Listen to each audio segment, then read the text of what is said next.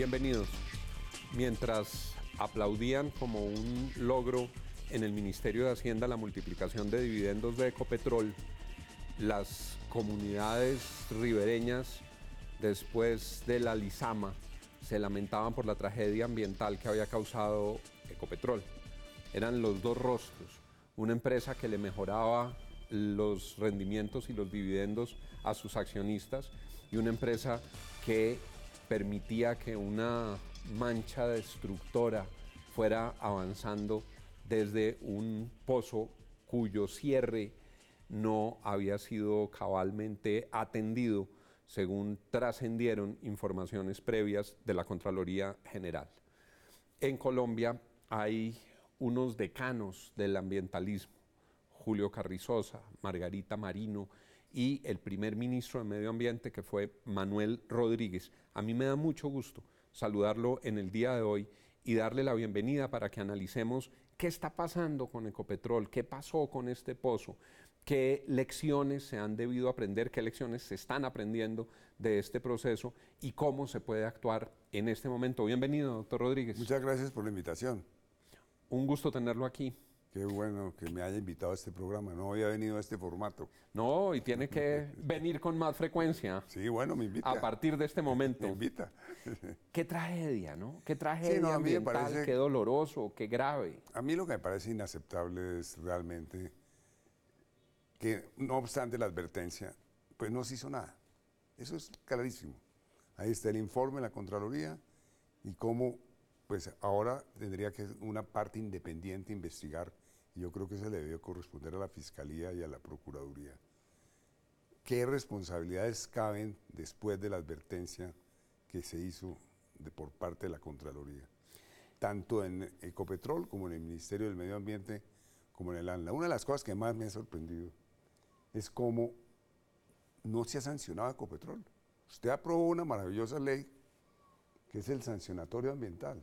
La 1333. La 1333 que usted la pasó por el Congreso y que esa es una maravillosa ley porque tiene un sistema, porque se invirtió la carga de la prueba. Correcto. Entonces lo que dice la ley, y es muy bueno, muy importante que todos los colombianos lo sepan, es que cuando hay un daño en el cual los indicios son muy claros de quién es el responsable, la autoridad ambiental puede poner multas diarias hasta de 5.000 salarios mínimos durante el tiempo, mientras no se resuelve el problema. Y porque mucha gente dice, no, eso no puede ser así porque hay que... No, es que la inversión de la carga de la prueba significa que se pone la sanción y Ecopetrol tendría que demostrar que no fue responsable para que le retiren la sanción. Claro, justamente... Lo que pasa que en este caso es evidentemente imposible. Entonces, ¿dónde ha estado el Ministerio del Medio Ambiente? ¿Dónde ha estado la ANLA? Yo creo que todo esto expresa ese poder enorme de Ecopetrol que le ha permitido, voy a decir una cosa muy dura porque aquí en Colombia nunca se dicen las cosas así, le ha permitido una gran impunidad a Ecopetrol durante su existencia. Ecopetrol es la empresa industrial que más daños ambientales le ha hecho al país. Muchos entienden porque fueron antes del Código de los Recursos Naturales, pero con posterioridad al Código de los Recursos Naturales son muchísimas las violaciones y omisiones de la ley de Ecopetrol y muchísimos los daños ambientales. Es como si las autoridades ambientales, lo estamos viendo en este caso, temieran al poder de Ecopetrol. Sin duda, yo creo que ese es el tema, que Ecopetrol es una entidad tremendamente arrogante. Yo tuve, cuando fui ministro, un par de enfrentamientos muy duros con Ecopetrol. Y yo creo que aquí se refleja, si esto lo hubiera hecho otra empresa, el escándalo hubiera sido supremo, ya habría cabezas que habían volado, etcétera, etcétera. ¿Dónde está la responsabilidad? ¿Qué funcionario de Ecopetrol ha sido destituido por esto? Es una empresa que es una empresa mixta, pero fundamentalmente el Estado es el dueño de esa empresa del 90%. Doctor Rodríguez, justamente usted lo mencionaba, el sancionatorio fue primero aprobado en el Congreso y después de 2 larguísimas y arduas batallas en la Corte Constitucional, la Corte consideró que era adecuado, que era correcto invertir la carga de la prueba. Empresas muy poderosas ponían a corporaciones famélicas en muchos casos a una situación imposible que era demostrar que ellos son los responsables del daño. Aquí es Al contrario, y ese proceso no está andando a la velocidad que se debería hacer. ¿Cómo ha visto usted la actuación del ministerio? Pues la he visto muy mal porque esta empresa, después de veintitantos días, tendría que estar ya sancionada. Entonces, ¿qué quiere? ¿Por qué no está sancionada? El ministro y la ANLA deberían claramente explicarle al país por qué no se ha utilizado el sancionatorio ambiental. Es que el sancionatorio ambiental surgió y a muy buena hora, la ley del sancionatorio ambiental se llama. Y esta cosa de la inversión de la carga de la prueba, porque por ejemplo, en los años 70, por ejemplo, los años 80 yo creo, hubo un enorme derrame de la Dow Química en la bahía de Cartagena. Y vinieron todos los trucos legales para que solo 25 años después la Corte Constitucional finalmente resolviera el problema, y mal resuelto porque ya fue una cosa completamente simbólica. Decíamos, doctor Rodríguez, que hay preocupación frente a momentos que son distintos. Antes, ¿por qué no se atendieron las advertencias? Antes, ¿por qué no previnieron que esto ocurriera? Eso ocurre. Durante el derrame, se obró con prontitud, se obró con eficacia, reaccionaron para tener el plan de contingencia operó. Eso parece que, además de que se produjo esta situación, la reacción frente a la emergencia tampoco fue con la debida celeridad. Pasaron muchos días antes de ver funcionarios de alto nivel de Ecopetrol atendiendo y poniéndole el pecho al viento. Y lo mismo pasaron muchos días antes de que el ministro y el ANLA interviniera. No obstante que en las redes sociales comenzó a funcionar la cosa y todos los días aparecían cosas en las redes sociales que a mí me impresionaba mucho, y no aparecía por ningún lado ni la autoridad ambiental ni Ecopetrol. Entonces uno dice, pero ¿cómo así que las redes sociales le anuncian al país que hay una tragedia? La gran prensa, la verdad es que también estuvo muy tímida en el tema y ha estado muy tímida. Entonces sí es muy preocupante. Yo creo que en este caso ha habido falta de transparencia en forma muy clara. Esto ha puesto sobre el tapete otras discusiones. Se sabe que en Ecopetrol hay predisposición y que son amigos de la fractura hidráulica para extraer petróleo, lo que se llama el fracking, y se sabe que Ecopetrol acaba, como lo mencionaba al comienzo, de presentar en una asamblea un crecimiento muy importante del dividendo que entrega a sus socios, particularmente al Ministerio de Hacienda.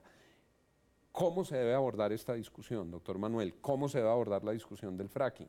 ¿Cómo se debe abordar el futuro de las intervenciones de Ecopetrol a la luz de lo que está ocurriendo? No, el fracking, pues este gobierno de Santos parecía muy decidido a adelantarlo. Vamos a ver el futuro presidente. Hay un debate entre los candidatos presidenciales sobre el fracking, unos a favor y otros en contra, y otros en una posición intermedia.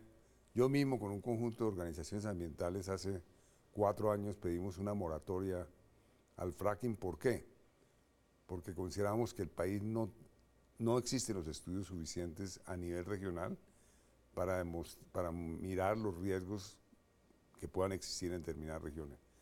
Segundo, no existe en Colombia la capacidad ni del Ministerio del Medio Ambiente, en particular del Ministerio del Medio Ambiente y del ANLA, para hacer esos estudios, para ser una entidad que tenga la capacidad de mirar los estudios de impacto ambiental y aprobarlos o no aprobarlos.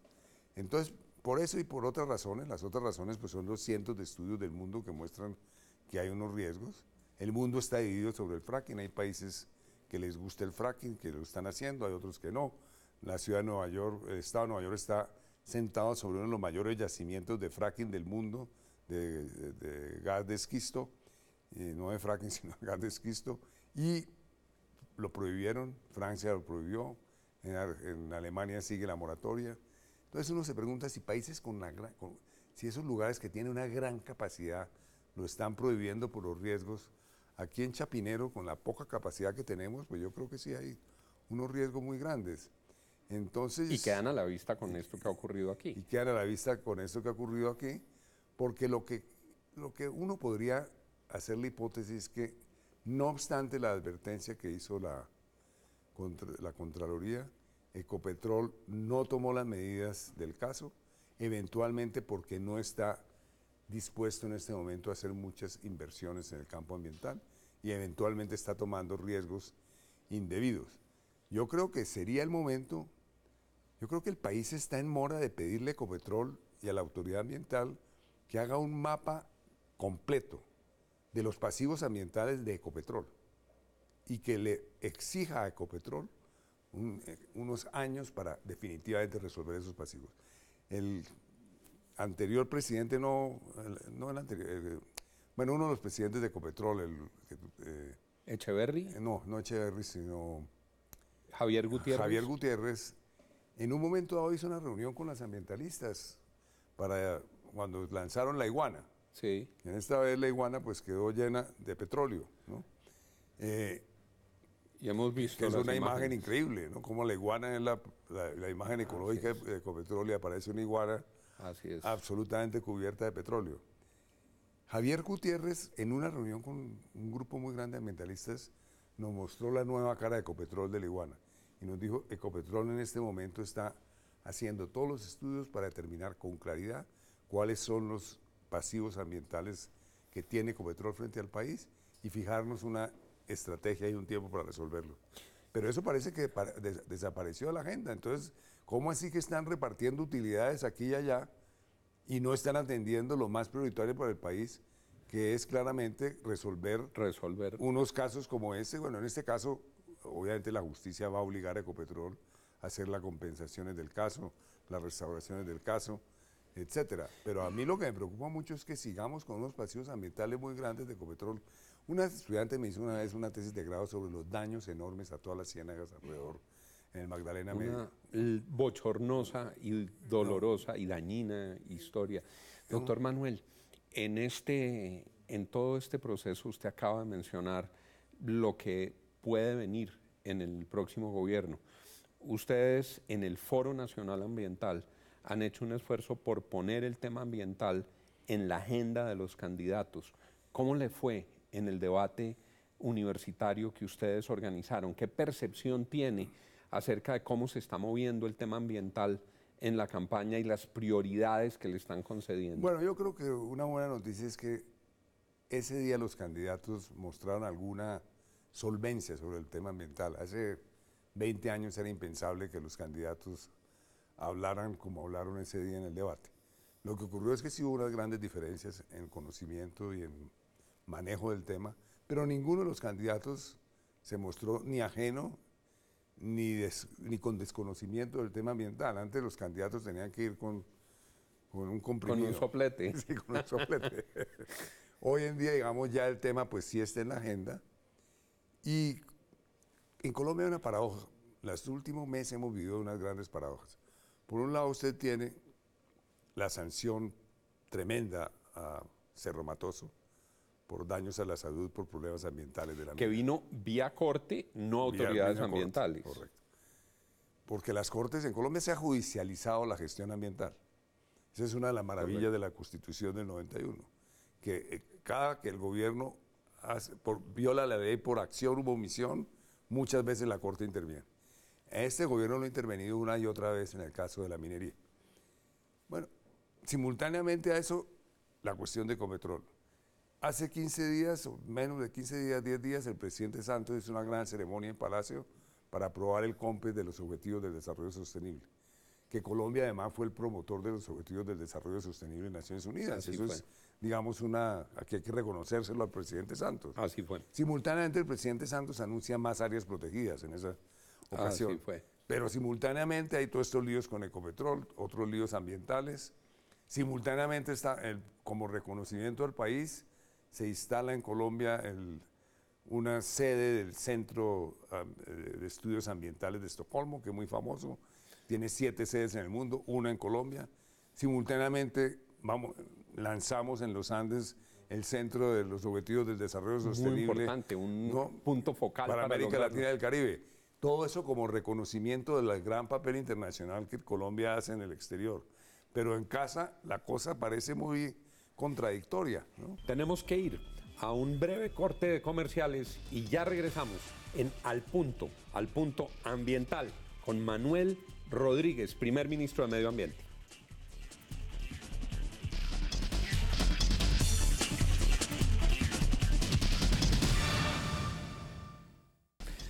Regresamos en este especial de medio ambiente, hoy con el exministro Manuel Rodríguez, en nuestro día festivo en la Semana Santa. Tenemos que hablar de medio ambiente. Y tenemos que hablar de medio ambiente porque son muchas y muy variadas las noticias con sabores distintos las que se han generado en los últimos días, y porque hay un país conmovido e indignado por lo que ocurrió con el pozo de la Lizama, por la lentitud de las reacciones oficiales, por la forma como Ecopetrol ha asumido el asunto, y estos asuntos hay que hablarlos con los expertos. Doctor Manuel, vámonos dentro de este recorrido ambiental al tema de los parques nacionales naturales. Colombia es en el mundo una potencia ambiental, el país más rico en biodiversidad por kilómetro cuadrado del planeta, y desde mucho tiempo atrás ha venido reservando áreas de especial significación ecológica y ambiental para protegerlas como parques nacionales naturales. Sorprendentemente, en este estado en el que los funcionarios duran tan poquito en los cargos, como decía López, con visa de turismo llegan los funcionarios a los cargos, ha habido estabilidad de varios gobiernos, de la doctora Julia Miranda al frente de parques. ¿Cómo van los parques nacionales naturales en Colombia? Bueno, yo creo que los parques nacionales es un logro extraordinario, más porque buena parte de los parques se declararon durante la guerra, que eso es una cosa que solo ha pasado en Colombia. En la mayor parte de países del mundo que han estado en conflictos armados, la gestión ambiental desaparece de alguna manera. Colombia, paradójicamente, entre el año 90 al año 2002, cuando el conflicto, hasta el año 2004, cuando el conflicto estuvo más duro, pues montó una institucionalidad ambiental muy importante. Y no solamente eso, sino que desde que de las 5 décadas del conflicto ha estado creando parques nacionales, muchas veces incluso en zonas de conflicto. Entonces, digamos, el mayor logro del ambientalismo en Colombia, sin duda, es parques nacionales. Entre otras, ahora que estamos en Semana Santa, pues hay que decirle a Julia Miranda, la directora, que por favor declare como parque nacional o área protegida el Tochecito. El Tochecito, ese es... La maravilla, el único bosque de palmas importante, de palma de cera que hay en Colombia. Que tiene una población grandísima de palmas de cera. 600.000 palmas, y está, digamos, con la vegetación, metido dentro de la vegetación original, porque cuando uno va a ciertos sitios y ve palmas aisladas, todo el mundo queda muy contento de ver esas palmas aisladas, pero esas palmas van a morir y van a desaparecer porque no existe el entorno que les permite reproducirse. Emprendamos la campaña. Entonces, por el en este caso, Tochecito, para que se... justamente que durante tantos años ha explotado la palma de cera para el Domingo Santo, pues por fortuna ya esa ha ido bajando, pero claro, es el árbol nacional, es un árbol de extraordinaria belleza. Entonces, claro, yo creo que hay dos deudas de parques nacionales. Uno, crear como área protegida al Tochecito, y otro, crear como área protegida al Salto de Tequendama, ¿no? Estamos muy atrasados de declarar el Salto. Entonces mucha gente dirá, no, pero ¿cómo el Salto de Tequendama? Si eso huele mal, no sé qué. Justamente se declara como una área protegida para restaurarla. Pero además porque es un símbolo de la nación. Es un símbolo nacional. Y de nuestra historia y de nuestra mitología. Claro. No, claro, eso está en el corazón y tenemos que volverlo a revivir. Ha habido incluso ahí un esfuerzo muy interesante de un grupo, de una ONG, que ha reconstruido el Hotel del Salto, ¿no? Que ha generado una área protegida alrededor ahí enfrente, pues, del... Entonces, digamos, eso es muy meritorio. Volver una zona cultural, como lo han querido hacer, esa edificación de corte europeo en semejante lugar. Y claro, y apartar algunas zonas más para restaurarlas, porque ese es un sitio que es muy fácil, que no es difícil restaurar vegetalmente porque es muy húmedo, tiene una cierta riqueza de suelo, y naturalmente resolver el tema con la energía eléctrica en relación con el manejo del agua del Salto. Doctor Rodríguez, en esta paradoja, digamos, que vivimos frente a los apetitos de sectores extractivos en los parques, se celebra que en algunas zonas se hayan ido las FARC. Volvieron en muchas otros grupos ilegales, creció el ELN, llegaron los del Clan del Golfo, llegaron mafiosos de Brasil, de Venezuela, pero en otros esa salida, que es una muy buena noticia para los colombianos, se ha convertido en mayor apetito de industrias petroleras, de industrias mineras, incluso frente a los parques. Antes, donde estaban las FARC, muchas compañías multinacionales no querían venir, temían por su vida y la seguridad de sus funcionarios. En zonas donde se fueron y el Estado logró hacer presencia, reviven esos apetitos. Es como una paradoja en el riesgo de protección de los parques. A ver, yo creo que la guerra en balance hizo mucho daño al medio ambiente, pero es cierto que en muchas áreas el sector privado, las multinacionales, etcétera, se abstuvo de hacer inversiones o explotación petrolera o otro tipo por la presencia de la guerrilla. Y ahora, claro, hay unos grandes apetitos. Hay que recordar de todas maneras que en los parques nacionales no se puede hacer minería ni se puede extraer petróleo.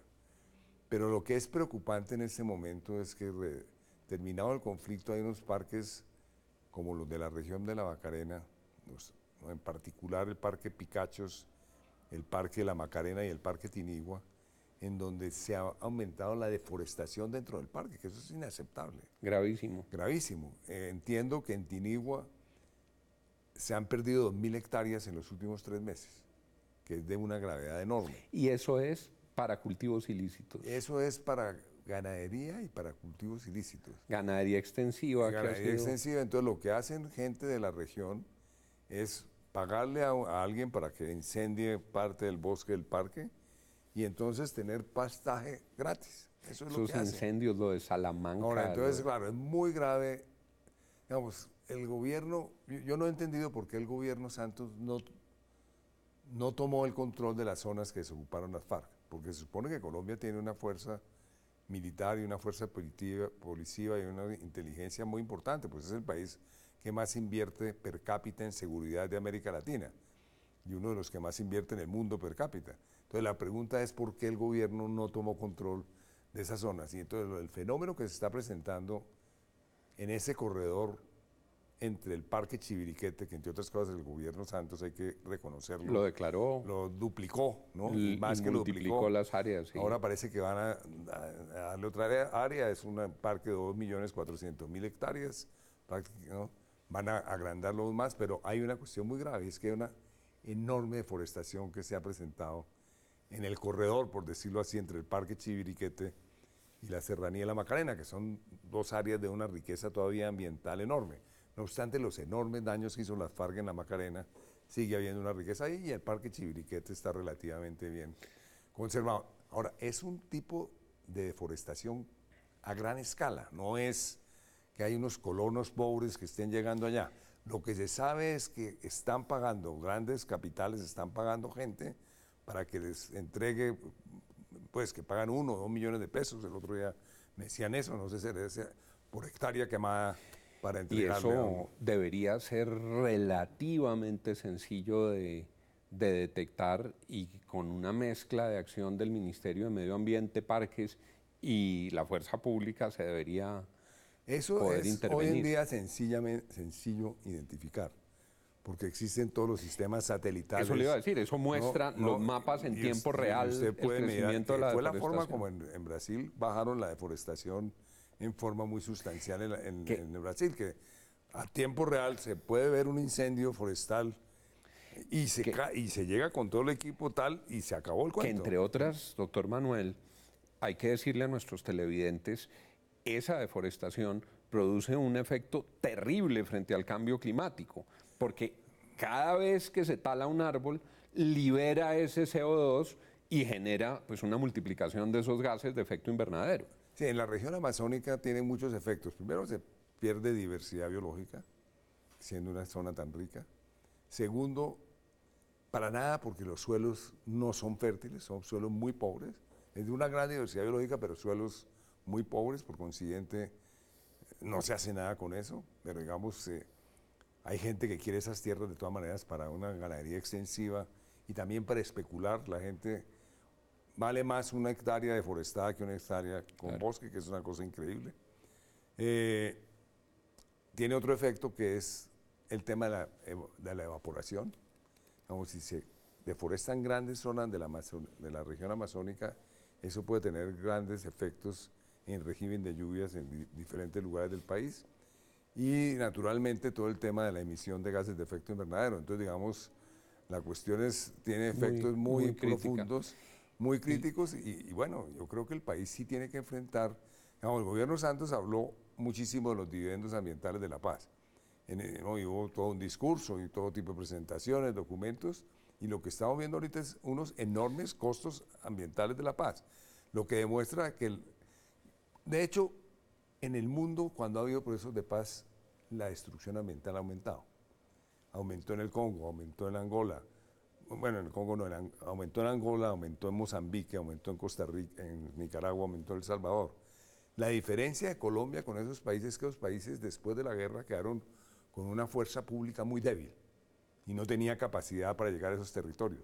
No es el caso de Colombia. Colombia está muy bien equipado. Entonces no hay ninguna excusa para que no se tome control de unos territorios tan valiosos. Hay unas batallas que no se han podido ganar, otras logramos avanzar. Recuerdo una que dimos en conjunto para que en los parques de alta montaña, como en Chingaza, por ejemplo, y lo hicimos con usted, con el doctor Julio Carrizosa, con Margarita Marino, la fuerza pública no arrancara a los frailejones para hacer camas y para que pudieran dormir, que era una tragedia, un frailejón que crece a esas velocidades geológicas, a centímetro por año, arrancaban el frailejón para hacer las camas, y esa fue una práctica que logramos, pues, entre todos erradicar con compromiso.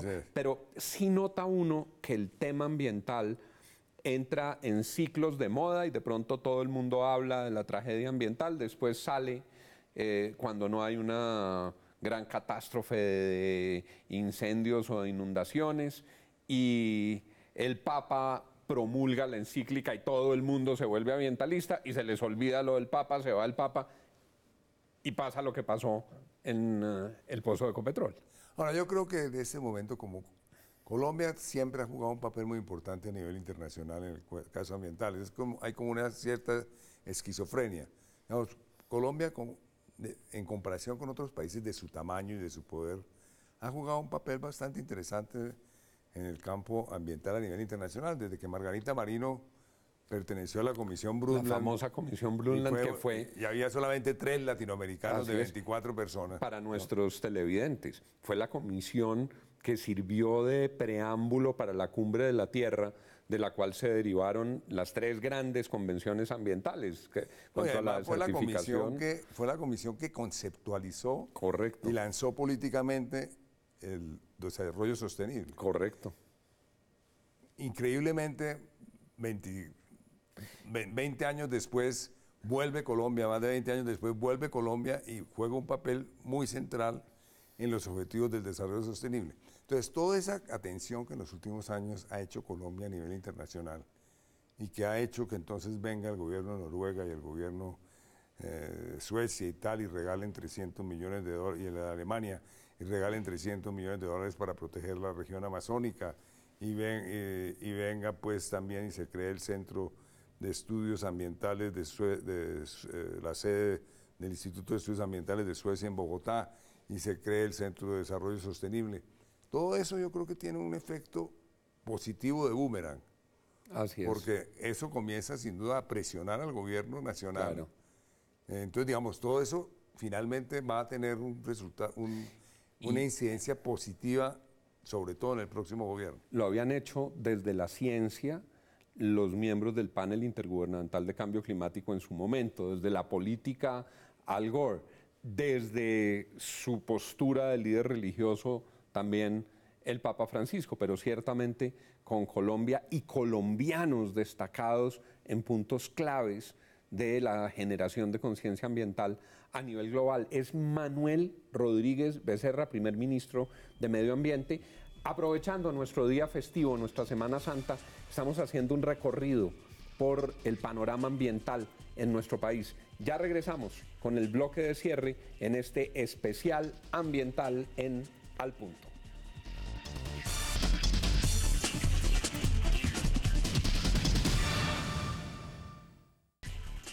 Uno de los economistas, uno de los pensadores más importantes en el mundo es Jeffrey Sachs.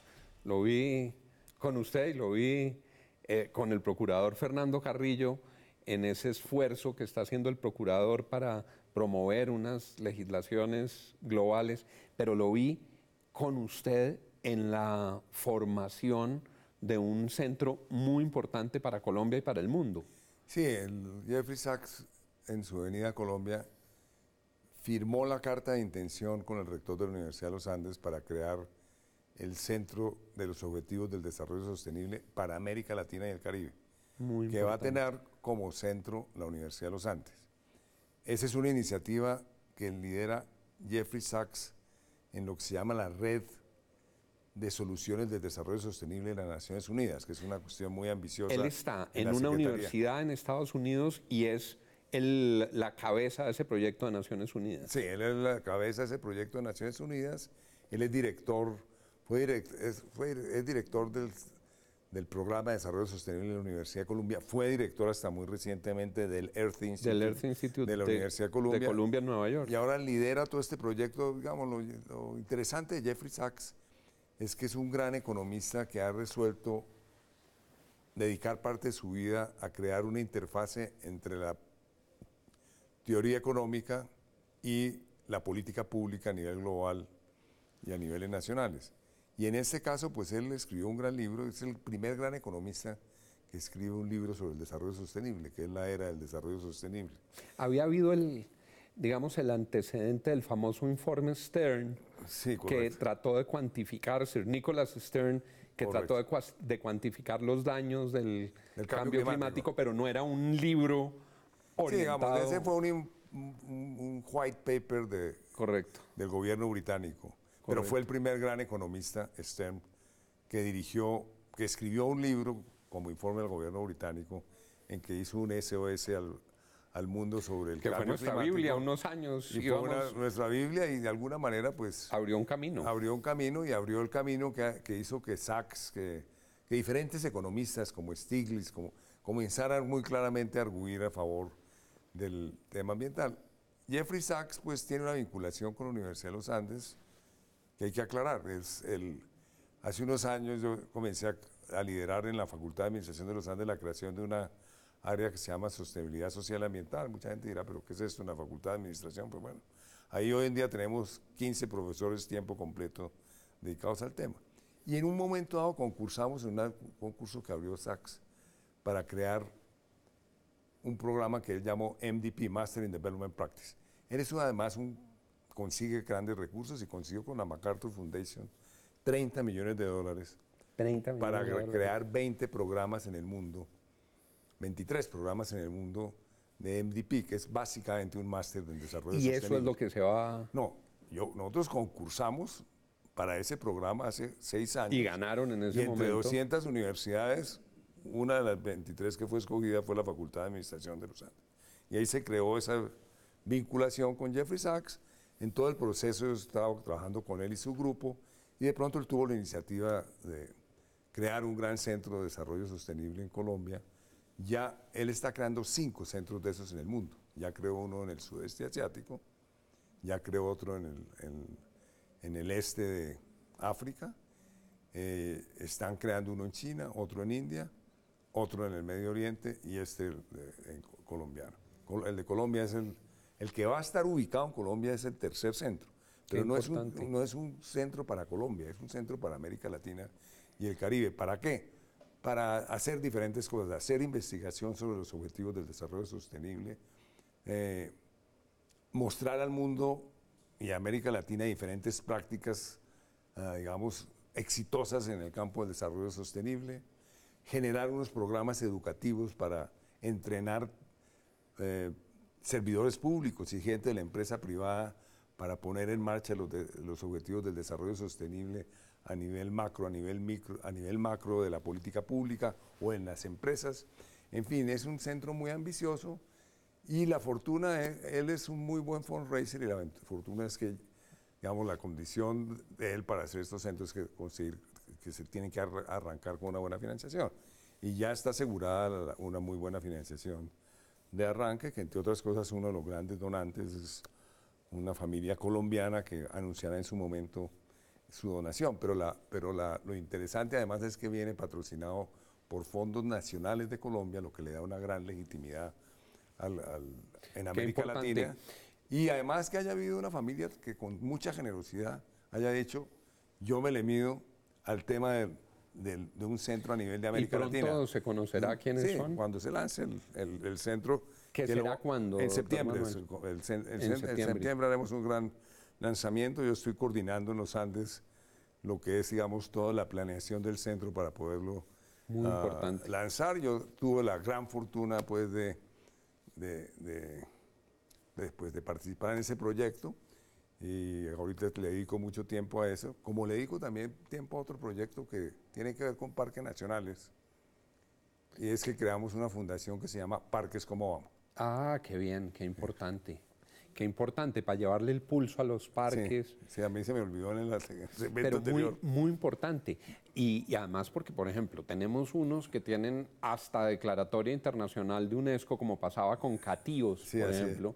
Y Catíos tenía unas amenazas por tala ilegal, por presencia de actores ilegales. Justamente esta fundación, que además la vamos a vincular con el Centro de Desarrollo Sostenible, porque va a tener una línea de mirar los parques nacionales en América Latina y hacerle seguimiento en términos de los objetivos de desarrollo sostenible. Pero Parques Como Vamos la creamos como una alianza de 10 organizaciones, que todos ponen, como diría el profesor Mocus. Qué importante. 10 organizaciones que todos tienen capacidad en el campo de parques nacionales, tiene como sede las Andes, y la Fundación Santo Domingo en este caso dio una donación para permitir comenzar a funcionar. Y va a ser think tank sobre parques nacionales y pensar nuevas alternativas para resolver conflictos socioambientales muy grandes que hay en parques nacionales, número 1. Número 2, observatorio de parques nacionales, tanto de lo ambiental como de los conflictos sociales que hay en los parques. Y número 3, la defensa de los parques. Nos pareció que era muy del caso, dado que se firmaba la paz, generar una fundación que ayude a defender los parques nacionales, que es una extraordinaria realización. Y esta va conectada, apenas está comenzando a funcionar. Lo primero que vamos a hacer durante un año es generar un gran libro blanco de parques, que el país independiente, que el país sepa qué tenemos en los parques y cuál es el futuro del parque. Pues nuestro reconocimiento, doctor Manuel, muy importante. Me quedan unos minutos finales. Quiero preguntarle por un asunto en el que usted ha estado insistiendo en que se mire con cuidado, que no vayamos a dar marcha atrás, que no se desanden los caminos recorridos, que es la Reserva Tomás van der Hamen. En honor de su amigo y el nuestro, el profesor van der Hamen, que ha tenido ese debate tan fuerte con el alcalde mayor de Bogotá. ¿En qué va la van der Hamen? No, pues el alcalde Peñalosa está obsesionado en urbanizarla, número 1. Pero en ese momento lo más grave que me parece que ha ocurrido es que el Ministerio del Medio Ambiente ha pasado de agache. Y no solamente de agache, sino que facilitó mediante un decreto de realinderamiento de las reservas, que fue además criticado profundamente por muchas organizaciones gubernamentales, sacó un decreto que permite realinderar las reservas forestales. Muy grave, ¿no? Y dice que cuando estén deterioradas las reservas forestales, entonces se pueden realinderar, ¿no? Cuando debería ser al contrario. Si están deterioradas, lo que hay que hacer es protegerlas más. Protegerlas. Y de hecho, Peñalosa siempre dice, no, es que la reserva es un potrero. No, es que es un potrero, y eso no es... Es un sitio donde hay algunas pocas hectáreas naturales, pero de lo que se trata justamente es restaurar esas 1.400 hectáreas con bosque y otro tipo de vegetación en un periodo de largo plazo, como se ha hecho con grandes parques urbanos del mundo. La última oportunidad que tiene Bogotá de tener un gran parque urbano, que es lo que hoy en día los alcaldes visionarios del mundo están buscando en la Reserva van der Hamen. Pero el Ministerio del Medio Ambiente es el responsable último de haber creado la reserva, porque usted recuerda que en el año 2001 el doctor Peñalosa quiso urbanizar el norte de Bogotá, la CAR se opuso, porque dijo que esa área había sido... Y en su momento el ministro Juan Mayer convocó la comisión de los expertos y la acató, ¿no? El ministro convocó una misión de expertos, incluso consultó con el alcalde Peñalosa quiénes podrían. El alcalde Peñalosa apeló al ministro del Medio Ambiente. Que era Juan Mayer, ¿cierto? Porque la CAR le negó que pudiera urbanizar eso. Sí. El ministro convocó esa comisión. Ese panel fue consultado con el doctor Peñalosa, entre otros nombres como Germán Samperro o el doctor Salmona, o el gran arquitecto Salmona. Y bueno, en el panel prácticamente por unanimidad dijimos, tiene toda la razón el profesor Van der Harmen y la CAR, eso hay que reservarlo. Y el ministro sacó entonces una resolución ordenándole a la CAR la creación de la Reserva Van der Harmen, que a su vez Peñalosa demandó ante el Consejo de Estado y 6 años después el Consejo de Estado no le dio la razón a Peñalosa. Y por eso ha sido parte de la demora. Entonces, claro, lo triste del tema es que el ministro del Medio Ambiente tendría que haber asumido la defensa de la Reserva Van der Harmen desde hace mucho tiempo, puesto que es la intervención más importante que ha hecho el Ministerio del Medio Ambiente en su historia en la ciudad de Bogotá. Y entonces abandonó eso con todo tipo de excusas y al contrario saca una resolución al Ministerio del Medio Ambiente facilitándole al doctor Peñalosa la realinderación. Tiene que ir al Consejo de la CAR. Tiene que ir al Consejo de la CAR, de todas maneras. Tiene que ir al Consejo de la CAR. Hay una gran oposición ciudadana. Peñalosa ha estado callado por estos días, me imagino, para no hacerle más daño a su jefe, el doctor Vargas Lleras, que ya le hizo suficiente con el hueso de Soacha. Y entonces, si él insiste en lo de la Reserva Van der Harmen, también le quita votos a Vargas Lleras porque es mucha la gente joven de Bogotá. Es impresionante la cantidad de gente que está defendiendo. Vi a Gustavo Petro poco después de que habló el alcalde del hueso de Soacha, lo vi en Soacha pasando las facturas. Claro. Y por supuesto rechazando las expresiones. Y hay que decir que en el debate que hubo de los Andes, de los candidatos, Petro se dijo, yo me opongo a que se urbanice la Reserva Van der Harmen. De la calle dijo con claridad, no acepto la urbanización de la Reserva Van der Harmen. Entonces también pasó al debate presidencial. Y yo creo que a los candidatos hay que preguntarle, bueno, porque claro, Bogotá es la capital de la República, no es una cosa que el presidente de la República no tenga opinión. Más aún cuando fue el Ministerio del Medio Ambiente el que en un proceso previsto por la ley ordenó a la CAR a crear la Reserva Van der Harmen. O sea que fue una decisión del orden nacional y por eso los presidentes, los candidatos a la presidencia tienen que tomar posición sobre el tema. Claro, no es un asunto simplemente territorial. En los minutos finales, Medellín y Bogotá han estado sometidas a unas condiciones de enorme contaminación ambiental. En Medellín se han visto obligados a tomar unas decisiones especiales para reducir la contaminación en la ciudad y Bogotá ya está con una amenaza de ese calibre. ¿Qué hacer, doctor Manuel? Bueno, entre otras cosas, hay que eliminar el equipo diésel en la ciudad de Bogotá y en Medellín. El diésel es el mayor origen de la contaminación grave, que es el de las partículas 2.5, etcétera, etcétera. Ahí está el problema. La contaminación que es dañosa para la salud viene fundamentalmente de las chimeneas del Transmilenio y de los grandes camiones con diésel. Lo paradójico es que no haya tomado una decisión el gobierno de Bogotá drástica de sustituir todo el equipo del Transmilenio claramente ya por un equipo que no sea contaminante. Y es lo que tiene que hacerse en Bogotá y en Medellín. Tienen que tomar medidas muy drásticas para detener, pues para definitivamente prohibir que transiten en estas ciudades automotores que tengan motores diésel, porque ahí está buena parte del almendrón. Si eso se hace, se resuelve buena parte del problema. Doctor Manuel, le agradezco mucho su compañía. Bueno, muchas gracias y que haya estado con nosotros. Ha sido tan placentero volver a discutir con el exministro Lozano de Medio Ambiente sobre el tema ambiental y justamente hablar también del sancionatorio ambiental, que fue su ley. Aprovecho para contarles a nuestros televidentes.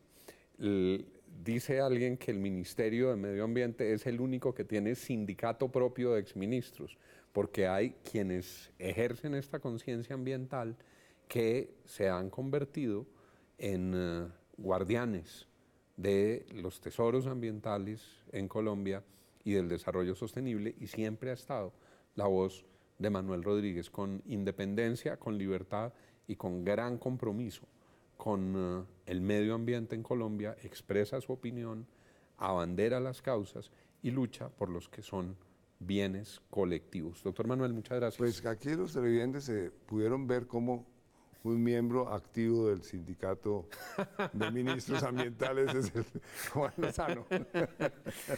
Cuando uno sale, cuando uno finalmente termina, entonces presenta una solicitud, no siempre lo admiten, eso es un proceso largo, como entrar a la OCDE hay que hacer una serie de pruebas y ahí vamos en el camino. Doctor Manuel, muchas gracias. A ustedes, muchas gracias por haber estado con nosotros, que tengan una feliz Semana Santa.